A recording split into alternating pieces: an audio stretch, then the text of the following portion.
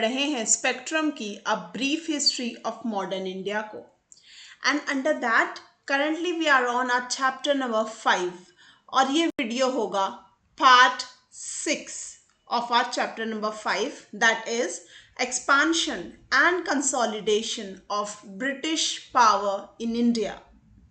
अभी तक हमने इस चैप्टर में देखा कि कैसे मुगल्स का डिक्लाइन हुआ, क्या रीजंस थे उनके डिक्लाइन होने के, उनकी पावर के गिरने पर, कैसे ब्रिटिशर्स स्लोली स्टेडीली ऑब्जर्व करते हैं power, eventually how they get Bengal in their hand, and Bengal के साथ साथ बिहार उड़ीसा भी, Nizamat as well as Diwani दोनों राइट उनके हाथ में आ जाते हैं।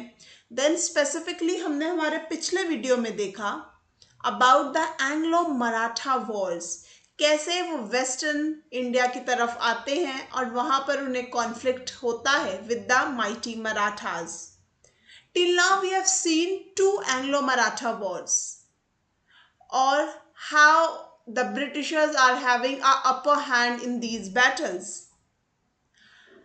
Currently, like just now we have seen in our previous video about the Treaty of Bassein, जो कि कैसे कहलाती है द की, कि हमने कैसे प्लेटर पर सजाकर जो भारत की पॉलिटिक्स है वो चली जाती है ब्रिटिशर्स के हाथ में।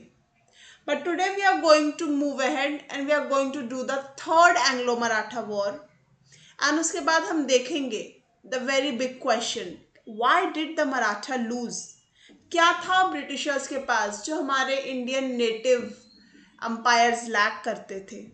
So come on, let's begin our class.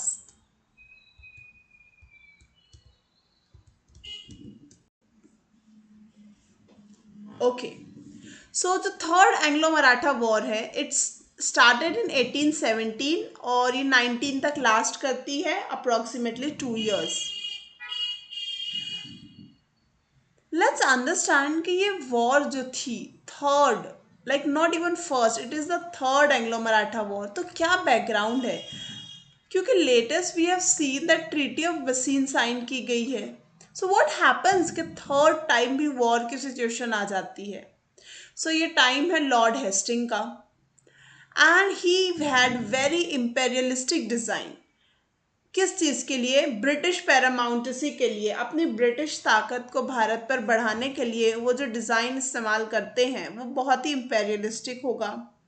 और हम देखेंगे कि चार्टर ऑफ 1813 के साथ अब ईस्ट इंडिया कंपनी की जो मोनोपोली है, जो उनका अल्टीमेट राइट है चाइना में ट्रेड करने का, वो ख़त्म हो जाएगा। एक्सेप्ट टी, सिर्फ चाय के अलावा the Chinese monopoly that they possessed Britishers वो ख़त्म हो जाएगी 1813 में चार्टर के ज़रिए।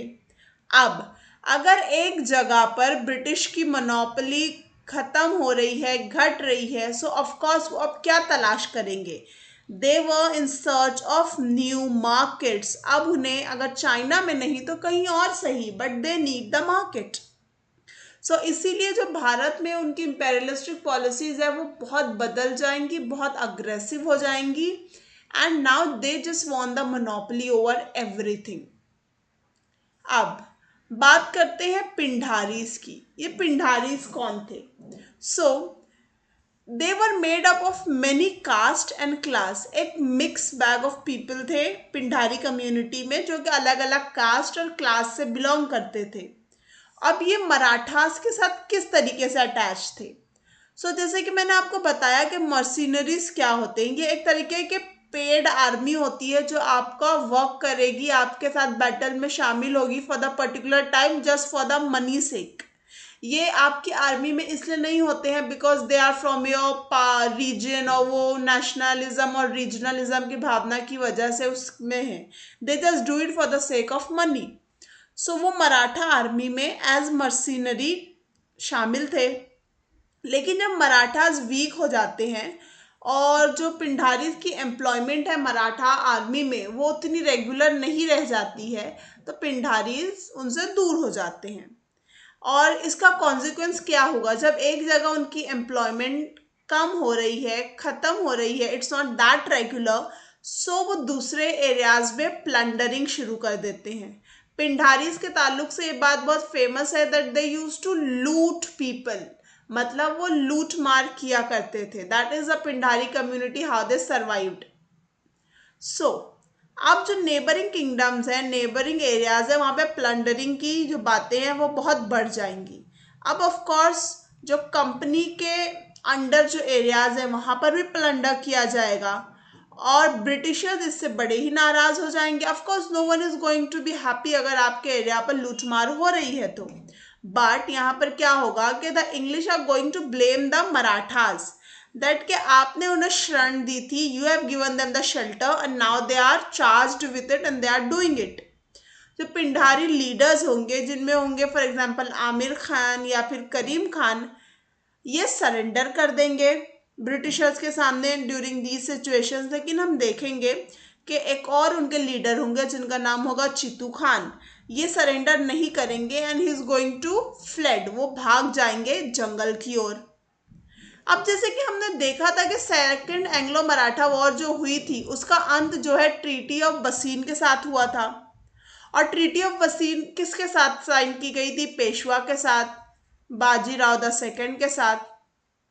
अब क्योंकि यहाँ पर पेशवा के साथ साइन की गई थी तो इसकी वजह से बहुत ही ज्यादा लोगों की फीलिंग हर्ट हुई थी। कौन लोगों की? So I am talking about the Maratha leaders. As I told you already कि जो मराठा कम्युनिटी थी वहां पर जो है डिफरेंट डिफरेंट फैमिलीज होती थी, पावरफुल फैमिलीज जो इंपॉर्टेंट रोल प्ले करती थी, like the Holkars, Scindias and a lot of them. So इस ट्रीटी की वजह से they felt wounded, they felt that they have been neglected, और वो इस ट्रीटी से खुश भी नहीं थे क्योंकि according to them it was a absolute surrender of their independence. उन्हें ऐसा फील हो रहा था कि जो मराठास की आज़ादी है उसे कंप्लीटली खत्म कर दिया है इस ट्रीटी ऑफ बसीन ने। So they were not happy with it at all. लेकिन हम देखते हैं कि जो लॉर्ड हेस्टिंग के एक्शंस होंगे अगेंस्ट द पिंडारीज, इसे मराठास देखेंगे as a transgression of the sovereignty of the Marathas. वो सोचेंगे कि ये हमारे साथ पिंडारीज एक वक्त में अटैच थे। सो नाउ अगर लॉर्ड हेस्टिंग कोई भी एक्शन लेते हैं पिंडारीज पर, सो इट इज लाइक कि मराठा की जो पावर है, जो उनकी ताकत है, एक तरीके से उसके खिलाफ जाया जा रहा है या उसमें इंटरफेयर किया जा रहा है, ट्रांसग्रेस किया जा रहा है। तो मराठास वुड फील कि ये जो इंटरफेरेंस हो रहा है, ये जो एक्शन लिया जा रहा है इंग्लिश के जरिए, पर्टिकुलरली लॉर्ड हेस्टिंग के, इट्स नॉट राइट। क्योंकि एक टाइम में तो वो मराठा कॉन्फिडेंसी के पार्ट थे। अब हम देखेंगे कि बाजीराव द सेकंड ये एक और आखिरी एक ट्राई करते हैं, द लास्ट बिड इन 1817। और क्या करेंगे कि ये मराठा चीफ्स को एकजुट करने की कोशिश करेंगे और चाहेंगे कि वो इंग्लिश के खिलाफ लड़े। और यही होगी हमारी third Anglo Maratha war which would start in 1817। ये तो हो गया हमारा बैकग्राउंड। अब हम देखेंगे कोर्स ऑफ वॉर को। सो जो पेशवा है वो अटैक करेंगे ब्रिटिश रेसिडेंसी को जो कि पूना में होगी। अप्पा साहेब ऑफ नागपुर जो है ये अटैक करेंगे ब्रिटिशर्स की रेसिडेंसी को नागपुर में। तो डिफरेंट प्लेसेस में जो ब्रिटिश की रेसिडेंसी है, जो उनके सेंटर्स है, हेडक्वार्टर्स है, जहाँ पर लोग हैं, उन्हें अटैक किया जा रहा है। हम देखेंगे कि and the Holkar made preparation of for war. तो देख सकते हैं हम कि कैसे they are fighting unitedly, like all the different chiefs, जो फैमिलीज थी, डिफरेंट मराठा चीफ्स थे, वो एकजुट होकर इस finally third Anglo Maratha war में ब्रिटिशर्स के खिलाफ खड़े हैं। But by then the Marathas had almost all those elements which are needed for the growth of a power. लेकिन हमें यह भी समझने की ज़रूरत है कि वक्त है 1817 का और ट्रीटी ऑफ बसीन के बाद की बात है। तो अभी जो है मराठास लॉस्ट कर चुके हैं वो एलिमेंट्स, वो चीज़ें जो नीडेड है for a win, for the growth of the power. उनकी ताकत में काफ़ी कमी आ चुकी है। जो पॉलिटिकल या फिर जो उनकी एडमिनिस्ट्रेटिव कंडीशन है अभी मराठास के स्टेट्स की, वो बड़ी कंफ्यूज्ड है और इनएफिशिएंट है। Means it's not worthy, I won't even से वर्दी, उतनी काबिल नहीं है क्योंकि ब्रिटिशर्स की जो सारे एडमिनिस्ट्रेशन है या फिर उनकी जो पॉलिटिक्स है, जो उनकी कंडीशंस है, they are like on top of everything. So उसके सामने डेफिनेटली ये इनएफिशिएंट है। और हम देखते हैं कि जसवंत राव होलकर की डेथ के बाद एक अलग कैरेक्टर है, उनका नाम है तुलसीबाई। ये कौन है? ये जसवंत राव होलकर की फेवरेट मिस्ट्रेस हैं, ठीक है। और ये आएंगी पूना, क्यों? To take care of the affairs of Poona. All तो वो बहुत इंटेलिजेंट और क्लेवर वुमेन है, but of course she would not be able to administer the state properly. वो है clever, she is smart enough, but not that कि वो state of Poona को और वहाँ के अफेयर्स को डील कर पाए। और एक और चीज़ जो उनके खिलाफ काम करती है वो है कि she was very much influence by Balram सेठ एंड आमिर खान। और ये दोनों जो है अनवर्दी थे, means they were not of that stature also कि वो उन्हें गाइड कर सके, उन्हें मशवरा दे सके। And ultimately whatever Tulsibai does, she is not able to take care of the affairs after Jaswant Rao Holkar. हम देखेंगे कि अनदर मराठा चीफ्स जो हैं भोसलेज एट नागपुर और Scindias at Gwalior, they had also became weak. See time has gone ahead and it is not the peak. ये peak नहीं है, ये टॉप मोस्ट टाइम नहीं है मराठास का, क्योंकि जो ब्रिटिशर्स और यूरोपियंस की जो डिफरेंट पॉलिसीज़ हैं, उनकी जो सारी चीज़ें हैं, उसकी वजह से जो इंडियन नेटिव्स हैं वो काफ़ी कमज़ोर हो चुके हैं। And one of them is the Marathas. और ऑफ कोर्स इंग्लिश पर अगर अटैक किया जाएगा, so of course they are going to hit back and not only strike back but vigorously. वो बहुत मजबूती से जवाब देने वाले हैं, और ऐसा ही होता है। And they succeeded in not allowing the Peshwa to exert his authority again on the Maratha Confederacy. और ब्रिटिशर्स इसमें कामयाब होते हैं और पेशवा अपना काम नहीं कर पाते हैं कामयाबी से। अब थर्ड एंग्लो मराठा वॉर तो हो गई, उसका रिजल्ट क्या होगा? क्योंकि सेकेंड के बाद हमने ट्रीटी ऑफ बसीन देखी थी, फर्स्ट एंग्लो मराठा वॉर के बाद हमने सो मेनी डिफरेंट ट्रीटीज देखी थी जो अलग अलग लेवल पर होती है। एंड कुछ को ब्रिटिश की बॉम्बे रेसिडेंसी कबूल करती है, कुछ को बंगाल रिजेक्ट करती है, कैलकाटा में कैसे डिफरेंट सिचुएशन आती है। तो लेट्स सी क्या होता है थर्ड एंग्लो मराठा वॉर के बाद। अब जो पेशवा है वो डिफीट हो चुके हैं खिड़की में। अब जो भोसलेज है at Sitabuldi and Holkar at Mahidpur, ये जो डिफरेंट डिफरेंट लोकेशन है जहाँ पे तीनों जो स्ट्रॉन्ग पावर्स थी मराठास की वो डिफीट हो चुकी हैं ऑफकोर्स ब्रिटिशर्स के जरिए। अब जो है तीनों के साथ तीन डिफरेंट ट्रीटीज साइन की जाएंगी। For example treaty of Poona sign की जाएगी पेशवा के साथ। Then in 1817 only treaty of Gwalior Scindias के साथ साइन होगी। And with the Holkars treaty of Mandsaur 1818 में साइन हो जाएगी।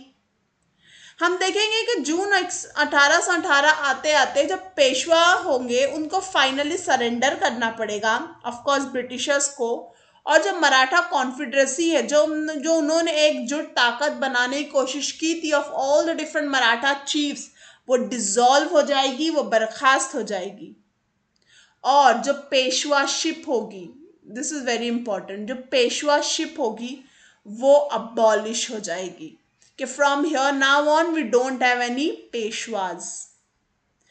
मराठाज में होते थे छत्रपति एंड उनके बाद पेशवाशिप शुरू की गई थी, बट हम देखेंगे कि थर्ड एंग्लो मराठा वॉर के बाद वो अबॉलिश हो जाएगी।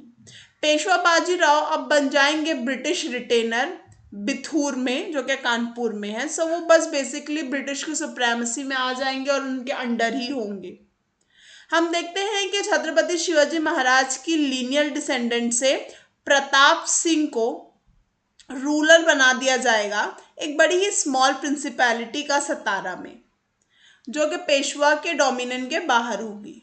It's just for the name सेक कि प्रताप सिंह को स्मॉल प्रिंसिपैलिटी दे दी जाती है। तो ये हो गया another reason, another empire out of the way from the Britishers. और थर्ड एंग्लो मराठा वॉर के जरिए हम देखते हैं कि अब ब्रिटिशर्स की ताकत भारत के वेस्ट में भी कितनी बढ़ गई है।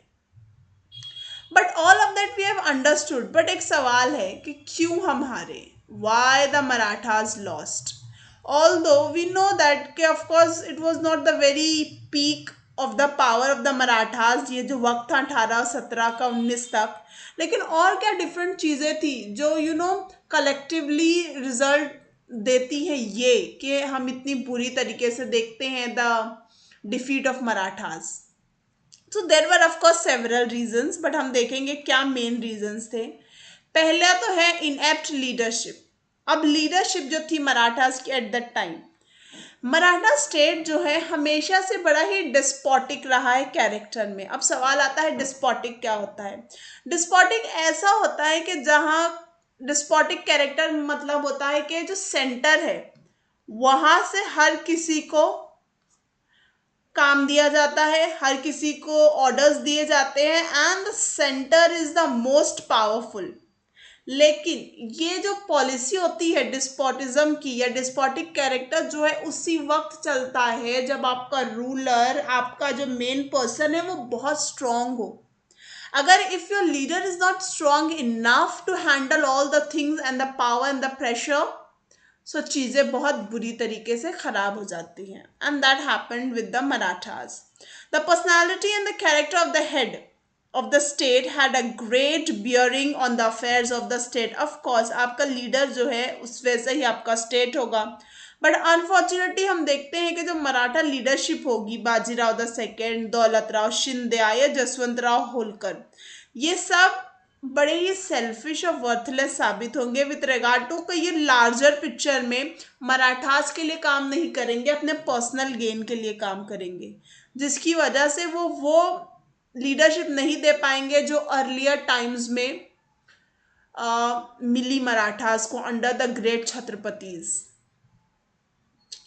दे वर नो मैच। ऑफकोर्स जो इंग्लिश ऑफिशियल्स ने, हमने पिछली बार भी देखा था when we were dealing with the Mughals, और वो क्यों हारे, कि जो लीडरशिप है ना इंग्लिश की, it is way too efficient. For example Mount Stuart Elphinstone, John Malcolm, Arthur Wellesley. Arthur Wellesley तो वो हैं जो लेटर ऑन आगे जाकर नेपोलियन को भी हराते हैं। अब सेकेंड रीजन क्या है, defective nature of Maratha state. अब इसका क्या मतलब है, the cohesion of the people of the Maratha state was not organic but artificial and accidental. So according to this उसका मानना है कि जो मराठा स्टेट की बर्थ थी, जब मराठा स्टेट बना था, so it is not organic, ये नेचुरली नहीं बना, बट के भले इसे बनाया गया है, इट्स वेरी आर्टिफिशियल और एक्सीडेंटल है उनकी जो जीत वगैरह थी। इट्स नॉट दैट कि it was meant to be, but accidentally ये हो गया, इसीलिए उसे बड़ा ही प्रिकेरियस करार दिया गया। ऐसा कहते हैं कि there was no effort according to this right from the days of Chhatrapati Shivaji for a well thought out organize communal improvement. मतलब other than expansion of the territories, जो अदर वेलफेयर के लिए चीज़ें ज़रूरी थी, फॉर एग्जांपल एजुकेशन को बढ़ाना, communal improvement करना, या फिर लोगों को यूनिफाई करना, ये सब लैक करता था, जिसकी वजह से जो नेचर था मराठा स्टेट का उसे डिफेक्टिव कहा जा रहा है। And the rise of the Maratha state जो थी वो रिलीजियो नेशनल मूवमेंट पर बनी हुई थी। ये मराठा का जो स्टेट था, हम देखते हैं कि यहाँ पर रिलीजन बहुत इंपॉर्टेंट रोल प्ले करेगा, साथ ही साथ जो उनका we could say that regionalism जो था वो भी बहुत इंपॉर्टेंट था मराठा स्टेट में, और द फीलिंग ऑफ टुगेदरनेस उनमें लाने के लिए। और यही एक डिफेक्ट की तरह काम करेगा, क्योंकि इसकी वजह से ऑफ कोर्स वो इतने माइटी नहीं हो पाएंगे कि वो यूरोपियन पावर की ऑर्गेनाइजेशन के खिलाफ लड़ सके। So another thing definitely would be the nature. Then जो थर्ड चीज कही जा रही है वो है लूज पॉलिटिकल सेटअप। जैसे कि मैंने आपको फर्स्ट लीडरशिप में ही बताया कि जो कॉन्फेडरेशन थी उसका लीडर होते थे Chhatrapati, that means the main king, and later on हम देखते हैं कि पेशवाशिप शुरू की गई, पेशवा उसके लीडर होते थे। लेकिन जो पावरफुल चीफ्स थे जैसे कि गायकवाड़ हो गए या होलकर, शिंदयाज या फिर भोंसले, ये जो है अपने लिए इस मेन लीडरशिप के अलावा सेमी इंडिपेंडेंट किंगडम बनाने लगे। अब अगर आप मेन लीडरशिप को कंप्लीटली सरेंडर नहीं करते हैं और अपने एरियाज में अपनी सेमी लीडरशिप बनाने लगेंगे और सिर्फ नाम के लिए, सिर्फ लिप सर्विस के लिए आप कहेंगे कि हाँ हमारी अथॉरिटी तो पेशवा है, सो यूनिटी नहीं होगी, चीज़ें बिखरेंगी और जिसकी वजह से कॉन्फिडरेंसी में ऑफकोर्स वीकनेस आएगी, कमजोरी आएगी। और इसी वजह से हॉस्टिलिटी बढ़ गई थी इन सभी डिफरेंट यूनिट्स के बीच में। हॉस्टिलिटी एक तरीके की नाराजगी हो सकती है, नाखुशी एक दूसरे के खिलाफ, और वो अंदर ही अंदर बढ़ती चली गई। तो जिसकी वजह से कॉन्फिडरेंसी जो था, उनका जो ग्रुप ऑफ मराठा चीफ्स था वो वीक होने लगा और कोऑपरेटिव स्पिरिट जो है इसमें कम से कम होने लगी। और इसी वजह से जो मराठा स्टेट है इवेंचुअली उसको अपने डिक्लाइन का सामना करना पड़ा। वी ऑल नो कि यूरोपियन जो मिलिट्री थी उसका सामना हमारे इंडियन नेटिव मिलिट्री नहीं कर सकती थी। सो अगेन यहाँ पर भी एक रीज़न होगा, इन्फीरियर मिलिट्री सिस्टम। हम जानते हैं कि जो मराठास थे वो फुल ऑफ पर्सनल प्रोवेस और वेलर थे। मराठास बहुत बहादुर थे एंड बट लेकिन जो मराठास थे वो इन्फीरियर किस बारे में थे इंग्लिश से? उनकी ऑर्गेनाइजेशन ऑफ आर्मी के बारे में, उनके जो वेपन्स थे, जो आर्म्स और अम्यूनिशन इंग्लिश के पास थे वो ऑफ कोर्स ब्रिटिशर्स के आर्मी के सामने रखते थे।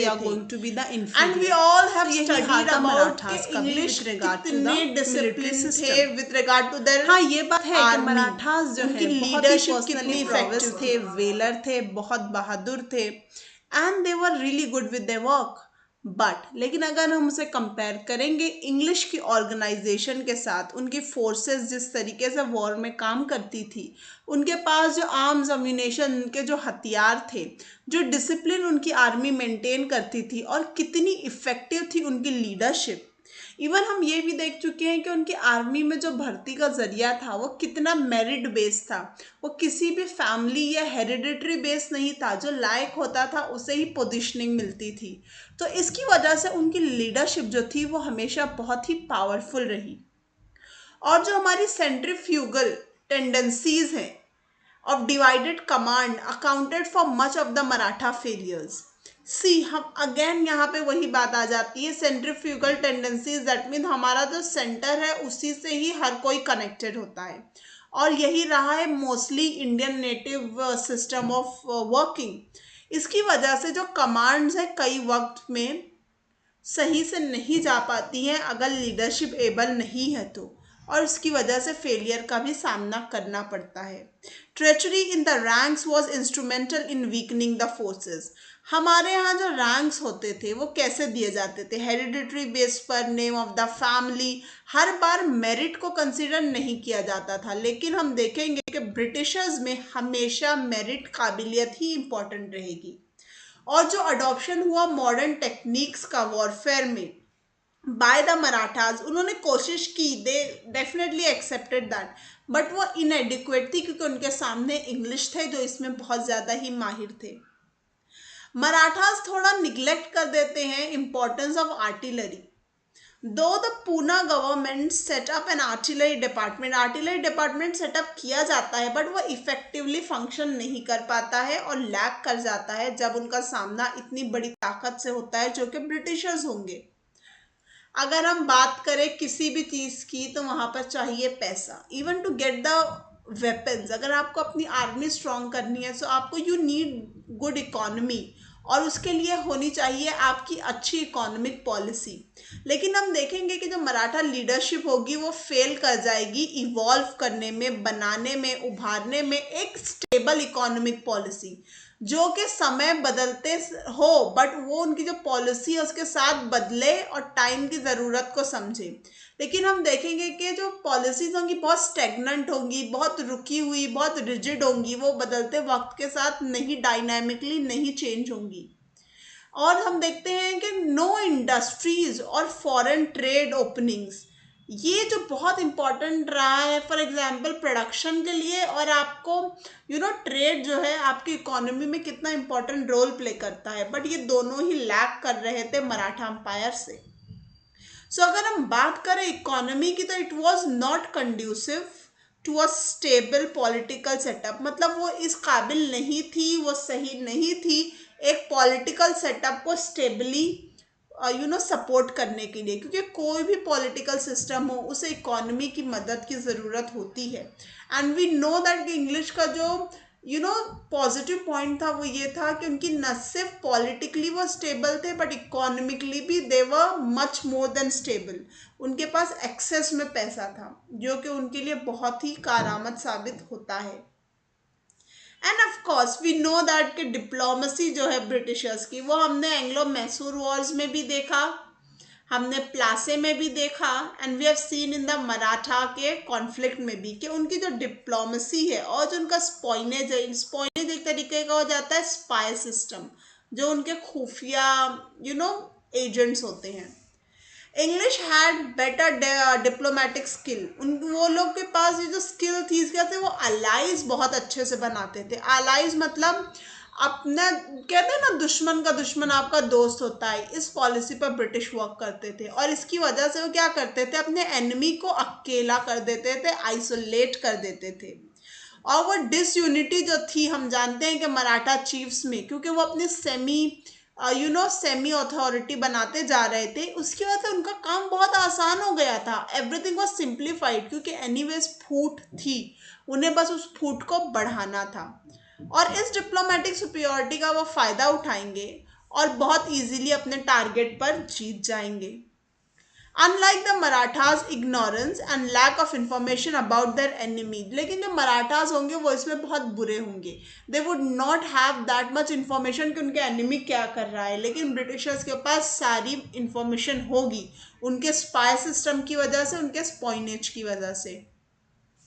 इंग्लिश का जो वेल निट स्पाई सिस्टम था वो सारी उन्हें नॉलेज देगा, पोटेंशियल इंफॉर्मेशन देगा, लोगों की ताकत, उनकी कमज़ोरी, वो मिलिट्री में किस तरीके से काम करने वाले हैं, अपने दुश्मन को किस टेक्निक के ज़रिए हराने वाले हैं, सब कुछ ब्रिटिशर्स को पहले से ही पता होता था। सो ऑफ कोर्स वो जंग के मैदान में जाने से पहले ही आधी जंग जीत जाते थे। एक बहुत इंपॉर्टेंट जो ब्रिटिशर्स का पॉइंट ऑफ व्यू उनके पॉजिटिवली वर्क करेगा, वो उनका होगा प्रोग्रेसिव इंग्लिश आउटलुक। जो इंग्लिश थे, they were rejuvenated with the forces of renaissance. मैंने आपको बताया था कि रेनासांस कैसे है, रीबर्थ और रिवाइवल। ये एक ऐसा मूवमेंट होगा जो वेस्ट में आएगा, यूरोप में आएगा, जिसकी वजह से साइंटिफिक टेम्पर, नेविगेशन, एक्सप्लोरेशन, चीज़ों को जानना, सवाल पूछना, ये सब बहुत बढ़ जाएगा। और इसका फ़ायदा होगा इंग्लिश को, लेकिन वो भारत में नहीं आया था, रेनेसांस भारत में नहीं आया था। अब इसकी वजह से ये जो है इमेंसिपेट हो जाएंगे from the shackles of the church, मतलब जो बेड़ियां होंगी चर्च की, उससे वो आज़ाद हो जाएंगे। अब उनके ऊपर रिलीजन का या फिर चर्च का डोमिनेशन नहीं है। अब उनकी जो सारी एनर्जी है वो साइंटिफिक इन्वेंशन की तरफ है, ओशन में वोएज मतलब वो कैसे सफ़र करे समंदर में, उसकी तरफ है। उनका मकसद है कॉलोनीज बनाना, अक्वायर करना। लेकिन अगर हम भारतीय लोगों की बात करें, if will talk about the Indians, we were still medievalism में फंसे हुए थे हम लोग अभी भी अपनी पुरानी रस्मों, ओल्ड डॉगमास में फंसे हुए थे। हम अभी भी हमारे पुराने नोशंस में थे। We were not ready to go ahead and see कि क्या प्रोग्रेसिव हो रहा है दुनिया में। हमारे में वो रेनेसांस का स्पिरिट नहीं था। The Maratha leaders paid very little attention to the mundane matters of the state। जो स्टेट के छोटे छोटे अफेयर्स होते थे, जो चीज़ें उनके राज्य में होती थी, जो छोटी होती थी, उन पर ध्यान नहीं दिया जाता था। बट वी नो कि व्हेन दीज मंडेन थिंग्स वो बड़ी हो जाएं और इफेक्टिवली हमारे खिलाफ काम करने लगे। Insistence on maintenance of traditional social hierarchy based upon the dominance of the priestly caste or class made the union of an empire difficult. See, Bharat में जो कास्ट सिस्टम और जो क्लास सिस्टम सपोर्टेड बाय जो religion हमेशा से रहा, वो हमारे लिए एक बेड़ी का काम करता है। और यही सोशल हायरार्की को मेंटेन करने की वजह से जो अंपायर चलाना था वो डिफ़िकल्ट हो गया था, और उसकी वजह से हम पीछे खींचे चले जा रहे थे।